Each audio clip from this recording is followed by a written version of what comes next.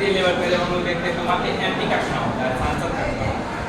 दूसरा जब हम राज्य स्तर पे आते हैं तो स्टेट असेंबली का चुनाव होता है, वहाँ पे एमएलए का चुनाव होता है यानी विधायक का चुनाव होता है। और तीसरा थर्ड टायर ऑफ गवर्नमेंट यानी लोकल गवर्नमेंट, यानी जिसको हम पंचायती राज व्यवस्था करते हैं और शहरों में उसी को म्यूनिसिपैलिटीज कहते हैं या म्यूनिसिपल कॉर्पोरेशन कहते हैं। ठीक है, अब इसमें सबसे पहले हम लोग पढ़ रहे हैं वाई इलेक्शन। आखिर इलेक्शन की जरूरत क्यों है? इसमें एक एग्जाम्पल दिया गया है, एक 76 ईयर ओल्ड मैन है, हरियाणा के करनाल में एक जनसभा होने वाली है जिसमें ये व्यक्ति आने वाला है, लोग बहुत उत्सुक है। उस नेता का नाम है देवीलाल, चौधरी देवीलाल। ये चौधरी देवीलाल है, एक स्ट्रगल चला रखे थे न्याय योजना का। ये इलेक्शन 1982 में होने वाला था, कांग्रेस के विरुद्ध ये पार्टी खड़ी थी और छोटे छोटे सहयोगी दल के द्वारा ये क्या कर रही थी, इलेक्शन पार्टिसिपेट कर रही थी।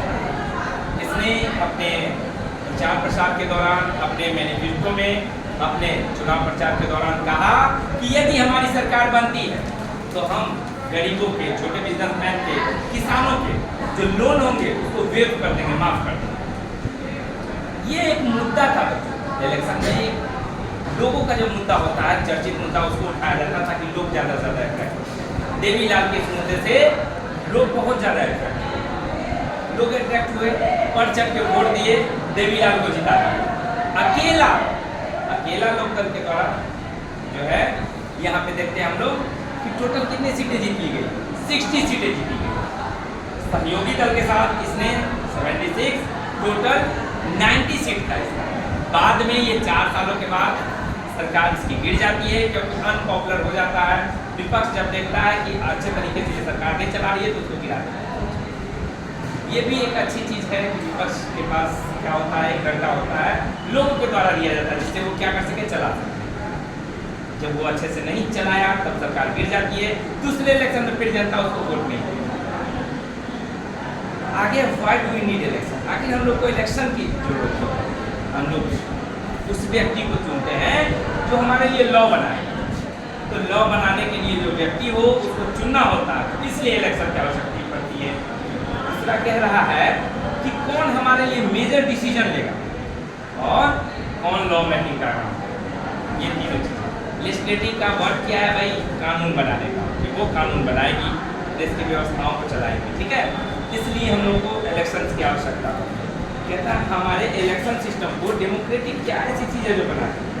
सबसे पहला कि हमारे यहाँ यूनिवर्सल एडल्ट फ्रेंचाइज है। यूनिवर्सल एडल्ट फ्रेंचाइज जैसा कि हम लोग पहले से ही जानते आ रहे हैं, जो भी वयस्क होंगे, 18 साल से अधिक के युवा होंगे, उन सबको वोटिंग राइट रहेगा।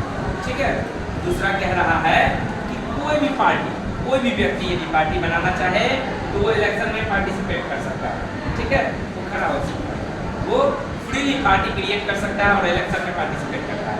तीसरा कह रहा है कि एक रेगुलर इंटरवल है हमारे यहाँ, 5-5 साल पे जनरल इलेक्शन होते रहते हैं हमारे। ठीक है, और चौथा कह रहा है candidate preferred by the people should be get elected. कहता लोग जिसको चाहे, यानी जो अच्छा लीडर हो लोगों के नज़र में, उसको चुना जाना चाहिए। ठीक है, ये सारी चीज़ें थी।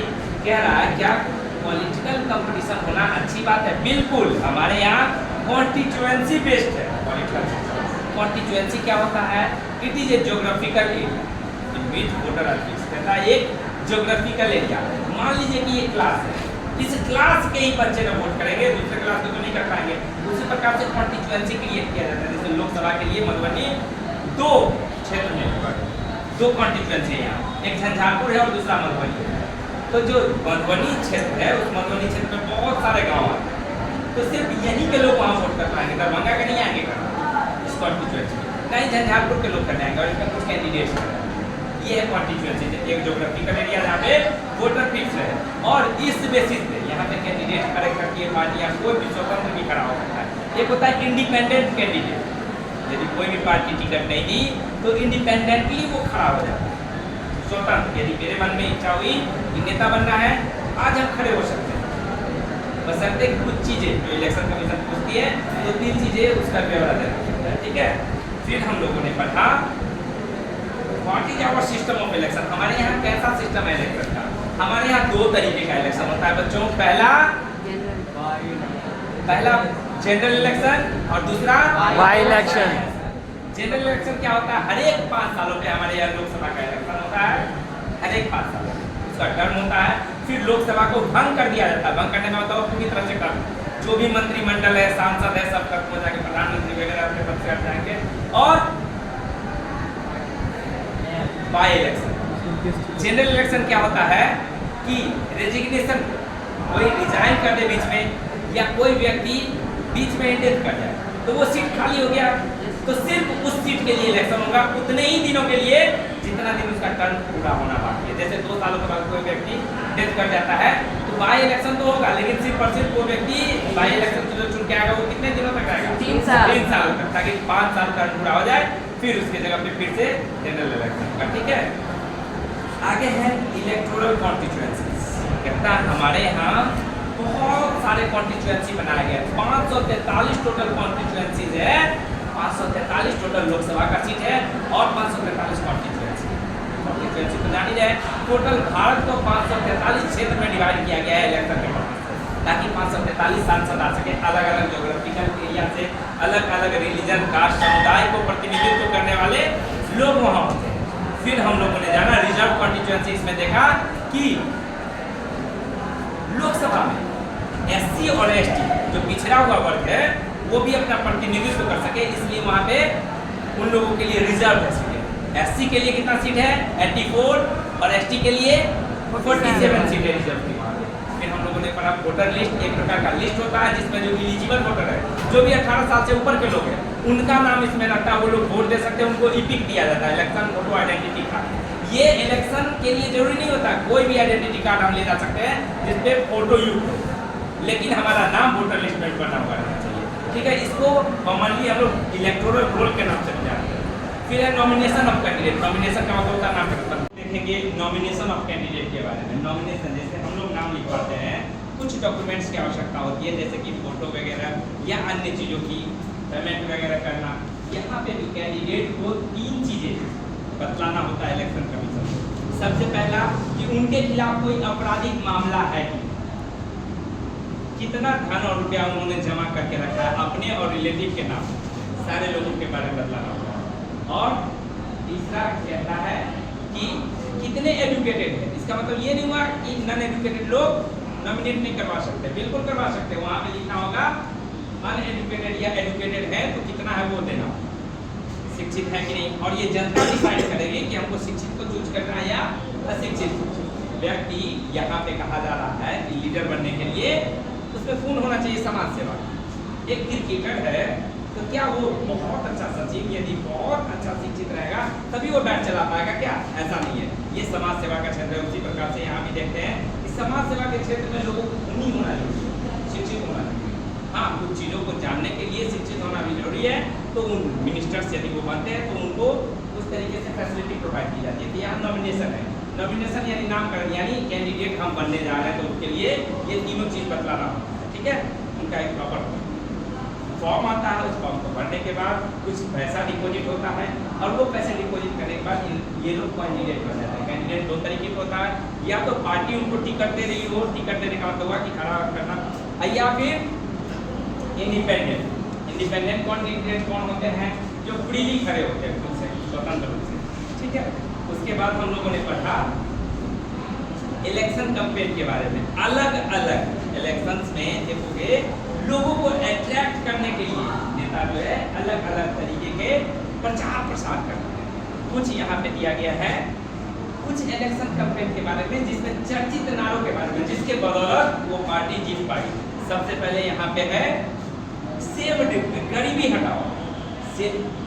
गरीबी हटाओ यानी रिमूव पॉवर्टी का नारा कांग्रेस पार्टी ने इंदिरा गांधी की अगुवाई में 1971 में दिया था। आजादी के बाद हमारा देश अंग्रेजों के द्वारा जड़ से जर्जर कर दिया गया था। यहाँ बहुत गरीबी थी, उस समय बहुत ज़्यादा अकाल भी पड़ता था। पूरी तरह से यहाँ पे एग्रीकल्चर करने के लिए समन्वय स्थापित नहीं था। उसके बाद इनके फेज में ही देखते ग्रीन रेवोल्यूशन और ये सब आया, तब सुधार हुआ। तो उस फेज में बहुत ज़्यादा गरीबी थी, लोगों को खाने के लिए मिलते थे। तो इसने कहा कि यदि हमारी सरकार बनती है तो हम गरीबी को हटाएंगे। सेव गरीबी हटाओ का नारा इसने दिया और फिर जीत के आए। आगे है सेव डेमोक्रेसी। इंदिरा गांधी ने इमरजेंसी लगा दिया था 1966 1976 में 1976 में। तो वहाँ पे हम लोग देखते हैं कि जब इमरजेंसी लगा दिया तो हम लोगों का जो राइट्स थे उसको सस्पेंड कर दिया गया। आम लोगों के राइट्स थे, बाहर घूम फिर नहीं सकते हैं, बोल नहीं सकते हैं, प्रेस लिख नहीं सकता है, इन सारी चीज़ पे बैन लगा हुआ था। हमारा फ्रीडम क्या था, इंग्लिश था। तो जयप्रकाश नारायण आते हैं 1977 में और कहता है कि ये तो एक तरीके से डेमोक्रेसी पे आघात करना हुआ है, डेमोक्रेसी को ये अटैक कर रही है, इमरजेंसी लगा के लोगों के जो अधिकार है उसको छीन रही है। तो हम लोगों को डेमोक्रेसी को बचाना होगा। तो इन्होंने कहा कि सेफ डेमोक्रेसी का नारा दिया, यदि डेमोक्रेसी को बचाना है तो इंदिरा गांधी को हटाना, तो सेफ डेमोक्रेसी का नारा दिया। और फिर 1977 में जनता पार्टी की सरकार आगे है। लेफ्ट फ्रंट बंगाल में लैंड टू द टीलर का नारा दी। कौन सा नारा? Land to the tiller. इसका अर्थ होता है जो जुताईदार होते हैं, जो बटाईदार होते हैं गांव में, बटाईदार हम लोग रहते हैं, उन लोगों के पास क्या होता है, वो गरीब लोग रहते हैं, सारा मेहनत वो लोग करते हैं और आधा जमीन के मालिक। इन लोगों को तकलीफ थी कि छोटा जमीन का टुकड़ा यदि हमारे पास रहे तो हम भी साल भर अच्छे से अपने परिवार का भरण पोषण कर पाएंगे। तो ये सरकार से बराबर मांग करते थे। लेफ्ट फ्रंट ने कहा यदि हमारी सरकार बनती है तो हम लैंड टू द टीलर यानी बटाईदारों को छोटे छोटे जमीन के टुकड़े देंगे जिससे वो क्या हो सके, संपन्न हो सके। तो ये जीत के आई 1976 बंगाल असेंबली इलेक्शन। ये बंगाल की पार्टी थी लेफ्ट फ्रंट। आगे है protect the self respect of the Telugus, कहते हैं एंटी रमाराव के आंध्र प्रदेश में। इन्होंने कहा जो तेलुगुज लोग यहाँ पे रहते हैं उनका सेल्फ रिस्पेक्ट नहीं किया जाता है, रिस्पेक्ट नहीं किया जाता है। यदि मेरी सरकार बनती है तो हम तेलुगुज के रिस्पेक्ट के लिए यहाँ काम करेंगे और उनके आत्मसम्मान की रक्षा करेंगे। तो इन्होंने नारा क्या दिया, protect the self respect of the Telugus. ठीक है। आगे कुछ हमारे यहाँ पे इलेक्शन के लिए लॉ बना हुआ है जिसको कोड ऑफ कंडक्ट कहते हैं, यानी नियम आचार संहिता कि सब लोगों को मानना होगा। कोई भी व्यक्ति, कोई भी पार्टी लोगों को धमका नहीं सकती, डरा नहीं सकती है, पैसे नहीं दे सकती है, लोग नहीं दे सकती है, कास्ट और रिलीजन के नाम पे वोट नहीं मांग सकती है। दूसरा, गवर्नमेंट रिसोर्स को यूज नहीं कर सकती है और लोकसभा के इलेक्शन में 25 लाख से अधिक नहीं खर्च कर सकती है और स्टेट असेंबली स्टेट इलेक्शन के लिए 10 लाख से ज़्यादा नहीं खर्च कर सकती। ये आचार संहिता बना हुआ है। आचार संहिता कोड ऑफ कंडक्ट को सभी लोगों को पालन करना होता है। इसमें सभी पक्ष राजी हुए, सभी राजनीतिक कर राजी हुए तब कोड ऑफ कंडक्ट लागू किया गया। ये इलेक्शन कमीशन ऑफ इंडिया के द्वारा लागू करवाया जाता है जो हमारे यहाँ इलेक्शन करवाता है। यह एक स्वतंत्र संस्था है। ठीक है। फिर हम लोगों ने पढ़ा कि हमारे यहाँ वोटिंग सिस्टम होती कैसे हमारे यहाँ ईवीएम के द्वारा इलेक्ट्रॉनिक वोटिंग मशीन के द्वारा। ठीक है। इससे पहले ईवीएम क्या होता है, एक उसमें वीवीपैट होता है, उसमें अलाउ किया जाता है। उसके द्वारा ईवीएम एक छोटा सा पैड बना हुआ था, उस पे पार्टी के निशान, उसके नाम रहते हैं और सामने बॉल चलता है। जब हम प्रेस करते हैं बटन तो वहाँ पे एक छोटी सी आवाज़ होती है, बल्ब जलता है, तब हम जान जाते हैं कि हमने वोट दिया। ईवीएम से ठीक पहले बैलेट पेपर पे वोटिंग हुआ करता था। ये बैलेट पेपर क्या होता था, एक प्रकार का पेपर हुआ करता था। उसमें पार्टियों की नाम रहती थी, लोगों के चिन्ह रहते थे और व्यक्ति का भी नाम रहता था।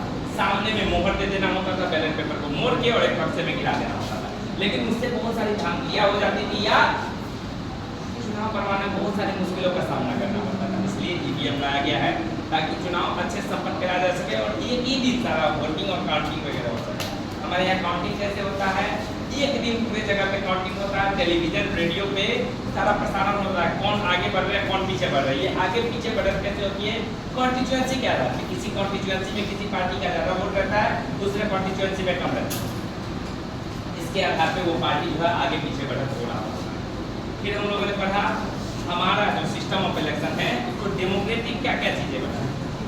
सबसे पहले कहता है कि जो वोटर लिस्ट उसमें से फॉल्स नामों को हटा दिया जाए ताकि गलत वोटिंग नहीं हो सके, ताकि गलत दूसरे लोग दूसरे की जगह वोटिंग नहीं कर सकते। ठीक है। उसके सिवा कह रहा है कि गवर्नमेंट फैसिलिटी का उपयोग नहीं करें।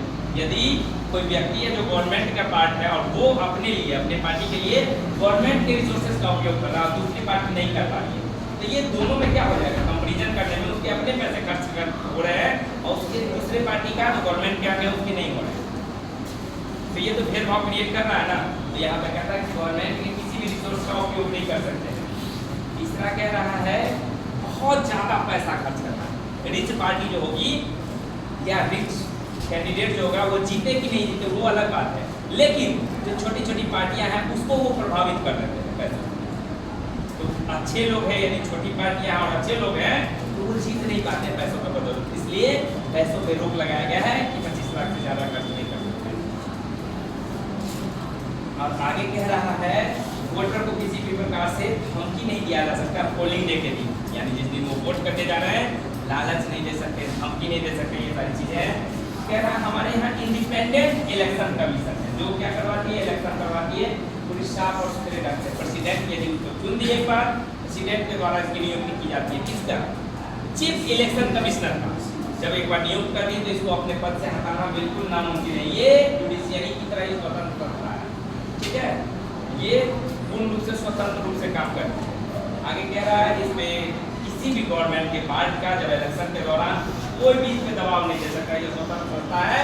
और हमारे यहाँ डेमोक्रेटिक इलेक्शन होते हैं इन 25 सालों में निरंतर। अभी जो 25 साल चल रहा है इसमें हमारे यहाँ का जो इलेक्शन सिस्टम है, इलेक्शन कमीशन है, और ज़्यादा मजबूत हुआ है समय के साथ। फिर हम लोगों ने देखा पॉपुलर पार्टिसिपेशन, अलग अलग देशों के बारे में, अमेरिका के बारे में देखा, यूरोप के बारे में देखा, वहाँ कहीं ना कहीं डाटा घट रहा है, लोग कम पार्टिसिपेट कर रहे हैं, लेकिन हमारे यहाँ लोग हर्षोल्लास से भाग लेते हैं। देखो कि हमारे यहाँ पे खाटों पे चढ़ के बीमार लोग भी वोट देने जाते हैं, हमारे यहाँ छाता लगा के धूप में भी लोग खड़े रहते हैं, गरीब लोग हमारे यहाँ ज्यादा वोट देते हैं। इससे क्या पता चलता है लोगों का विश्वास बहुत ज्यादा हमारे यहाँ वोटिंग है, हमारे यहाँ के डेमोक्रेसी में। लेकिन वेस्टर्न कल्चर में अमीर लोग, समृद्ध लोग, अमेरिका में ज्यादा अमीर लोग ही वोट देते हैं, यहाँ पे गरीब लोग। यानी क्या हुआ कि गरीब लोगों की आवाज हमारे यहाँ की सरकार बनती है। जिस देश में गरीबों का विकास हो जाए उस देश का उत्थान हो जाएगा, उस देश का डेवलपमेंट हो जाएगा। हमारी भारत सरकार ऐसा कर रही है और हमारी इलेक्शन कमीशन भी ऐसा कर रही है।